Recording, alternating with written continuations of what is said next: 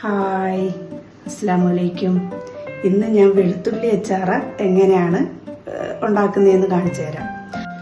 അപ്പോൾ വെളുത്തുള്ളി അച്ചാറിനായിട്ട് ഞാൻ 2 കിലോ വെളുത്തുള്ളിയാണ് എടുത്തിരിക്കുന്നത്. 2 കിലോ വെളുത്തുള്ളി ഉണ്ട് കേട്ടോ.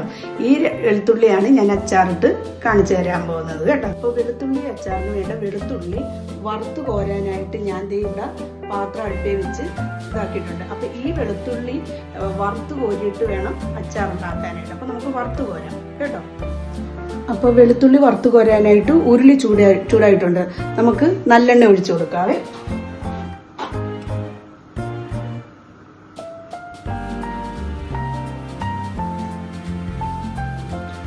അപ്പോൾ നല്ലെണ്ണ ചൂടായിട്ടുണ്ട്. നമുക്ക് ഈ വെളുത്തുള്ളി അതിനകത്തേക്ക് ഇട്ട് കൊടുക്കാം.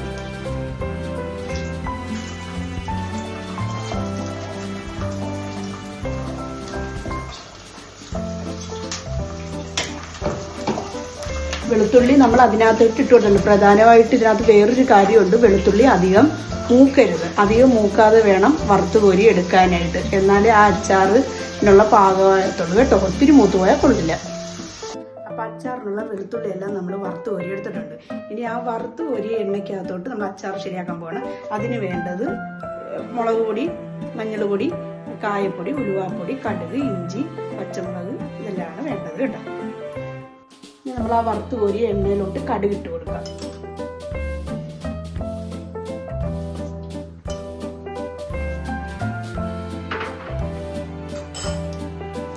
കടുക് പൊട്ടി വരട്ടെ. അപ്പൊ കടുകെല്ലാം പൊട്ടി വന്നിട്ടുണ്ട്. നമുക്ക് അതിനകത്തോട്ട് വെളുത്തുള്ളി, പച്ചമുളക്, കറിവേപ്പില ഇതെല്ലാം കൂടെ അതിനകത്തോട്ടിട്ട് മൂപ്പിച്ചെടുക്കാം.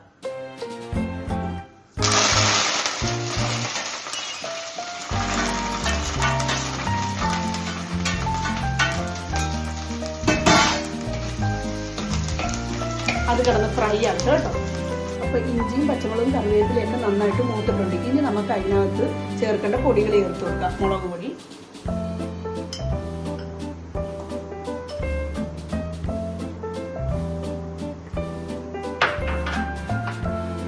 മഞ്ഞൾ പൊടി,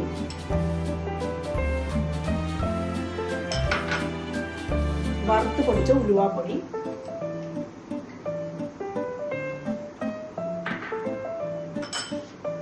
ഇനി ഇത് നന്നായിട്ട് ഇളക്കി കൊടുക്കാം.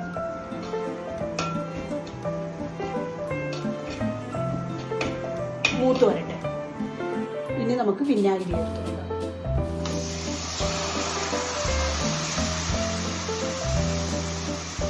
ഞാൻ വിനാഗിരി അച്ചാറിനകത്തൊക്കെ കുറച്ച് ചേർത്തിട്ടുള്ളത്. വെച്ചാൽ വിനാഗിരി അത്ര നല്ലതല്ലല്ലോ. അത് കാരണം എനിക്ക് വിനാഗിരി അധികം ചേർക്കുന്നതിനോട് അത്ര താല്പര്യമില്ല. അതുകൊണ്ട് ഞാൻ കുറച്ച് വിനാഗിരിയെ ചേർത്തിട്ടുണ്ട്. പൊടികളൊക്കെ നന്നായിട്ട് മൂത്തിട്ടുണ്ട്. ഇനി അതിനകത്ത് നമുക്ക് കായപ്പൊടി ചേർക്കാം. ഞാൻ LGയുടെ കായപ്പൊടിയാണ് ചേർക്കുന്നത്.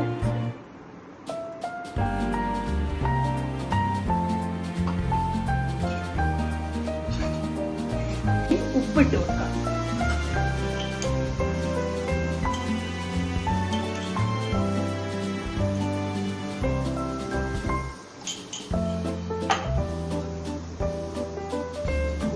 നന്നായിട്ട് ഇളക്കി.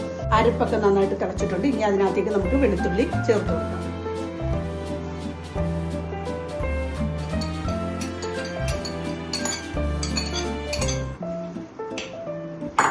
ഒന്ന് നന്നായിട്ട് ഇളക്കി കൊടുക്കാം.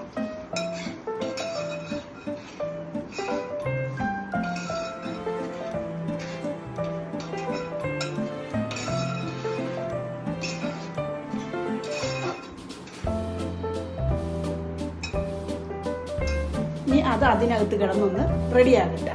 പിന്നെ അതിൻ്റെ കൂടെ ഇതിനകത്ത് വേറൊരു കാര്യമുണ്ട്. ഈ 2 കിലോ വെളുത്തുള്ളി അച്ചാർ എനിക്ക് ഓർഡർ വന്ന വെളുത്തുള്ളി അച്ചാറാണ്. അതെനിക്ക് ഇനി നാളെ അത് അയച്ചു കൊടുക്കണം. ഒരു ദിവസം ഞാനത് ഇങ്ങനെ തന്നെ വെച്ചിട്ട് അച്ചാറുകളെല്ലാം അയച്ചു കൊടുക്കാറുള്ളൂ. നാളെ എനിക്ക് ഇനി അത് അയച്ചു കൊടുക്കേണ്ട അച്ചാർ കൂടിയാണിത് കേട്ടോ. അങ്ങനെ ഞാൻ വെളുത്തുള്ളി അച്ചാറിൻ്റെ സ്റ്റൗ ഒക്കെ ഓഫാക്കി. അങ്ങനെ വെളുത്തുള്ളി അച്ചാർ തയ്യാറായി. വെളുത്തുള്ളി അച്ചാർ റെഡി. ഓക്കെ.